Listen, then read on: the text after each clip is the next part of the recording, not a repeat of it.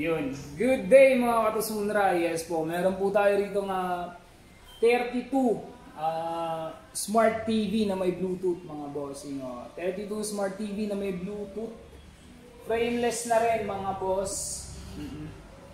Frameless, manipis yung mismo ano niya. Edge, pinaka-edge frameless. Tapos meron tayo rito stand. Pwede siyang ma-stand. Yan. Tapos pwede siyang malagay sa mismong dingding or ma-wall mount mga boss. Ayan, bracket sa likod. Meron siyang 4 na tornilyo sa likod. 1, 2, 3, and 4. Ayan, 4 na tornilyo. Pwede siyang nakatayo.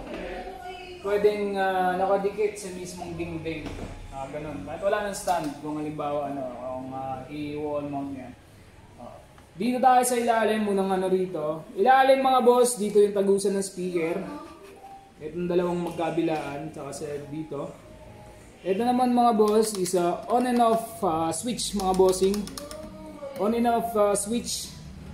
Kung halimbawa nakasaksak to, umiilaw siya ng green or yellow. Hindi ko alam kung sa colorblind ako. Basta may ilaw siya mga bossing. Basta kulay blue pag halimbawa naka-on na. Umiilaw to, ayan. Tapos, yun yung harap niya. Angas na ng harap. Medyo doon siya, mag-aangaan na lang din. Sa likod mga bossing, dito makikita mo sa side view niya, sa side ng TV. Meron tayo rito dalawang port ng USB. USB 1 and USB 2.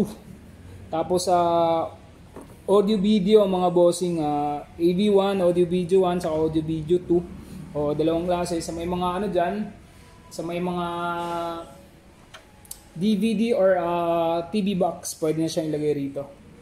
Sa AV1 sa AV2, pili ka lang sa dalawa. Kung dalawa mo, meron kang DVD tsaka meron kang pareho DVD tsaka TV box, pwedeng sa kabila yung AV1 tsaka AV2. Pwede. Sa side view niyan, sa ilalim mga boss. Yung ilalim niyan is merong nakalagay earphone.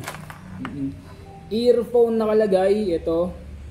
Is meron ditong RJ45, HDMI 1 tsaka HDMI 2, coax tsaka RF.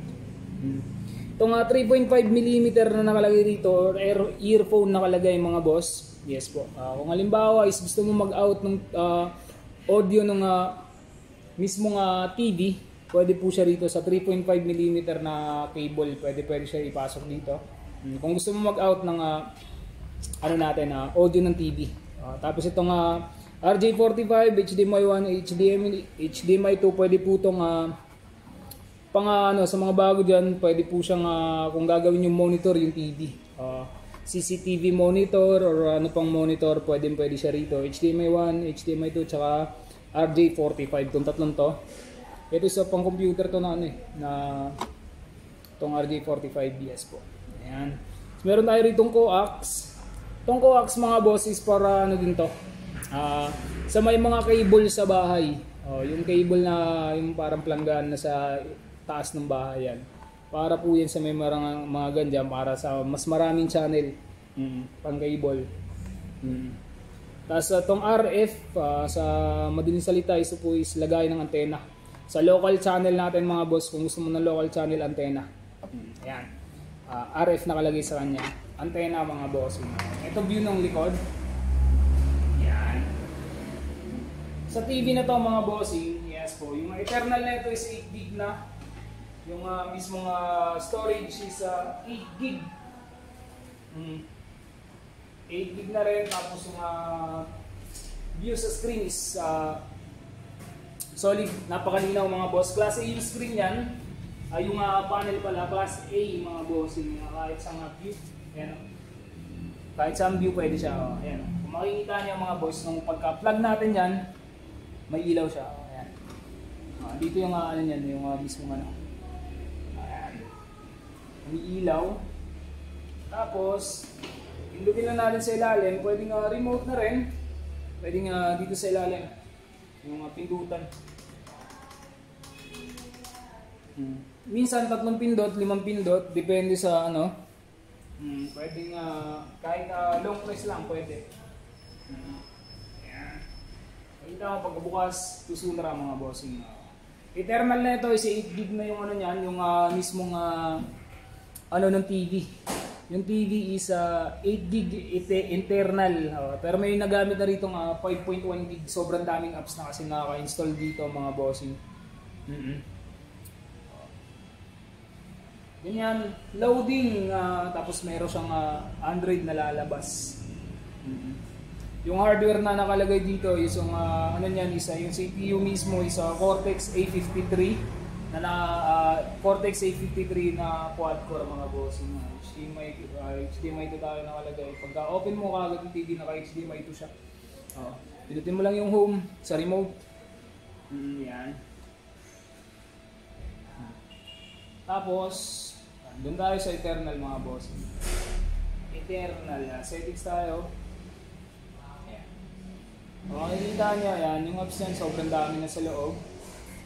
Dito tayo sa device preferences. Yung storage mga boss. Ayan, 5.1 gig tapos down 8 gig mga bossing. 8 gig yung pinakasagad. Meron na tayong 5.1 na gamit. Sobrang dami kasing apps nito mga boss. Meron na rin itong pang karaoke dyan. Yung tipong gusto mo mag-karaoke, meron siyang apps dyan. Dito tayo, yung Android version nito, 12 na mga bossing. Latest na rin, 12, Android 12 mga bossing. Dati, yung nabutan kong tinetesting na TVs, 9 na Android 9 lang. Ito sa Android 12 na. Napaka mataas na rin yung Android version nito. Yes po, ayan. Tapos yung hardware information, Cortex A53 quad-core, GPU, multi-core Mali 40 MP2. Tapos DVR na ito is 973 MB mga bossing. May Bluetooth na to mga bossing. Ayan, remote and accessories na. Ayan, Bluetooth yan mga bossing. Then may Miracast na rin siya sa Eternal, sa apps mismo. Wala sa apps.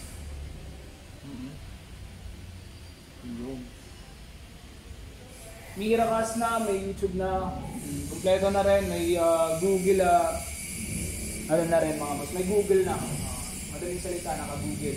Yes po. Tapos ano na ito mga boss, sa screen view mga bossing, yan, may mga tao naman kahit ano natin, malinaw siya mga bossing. Side by side na ano, kita mo pa rin yung tao, makikilala mo pa rin yung sino yung tao sa likod, sa side na ganyan.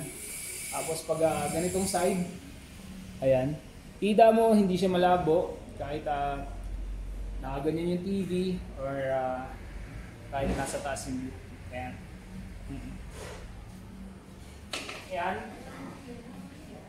Ilang mga bossing, 32 inches smart TV na may Bluetooth. Tapos Android 12 na rin yung version na ito. Tapos 8 gig yung Eternal mga bossing. Yun lang. Sa may mga tanong ba dyan, follow nyo lang si Tusunara o di kaya message nyo na lang kami. Thank you.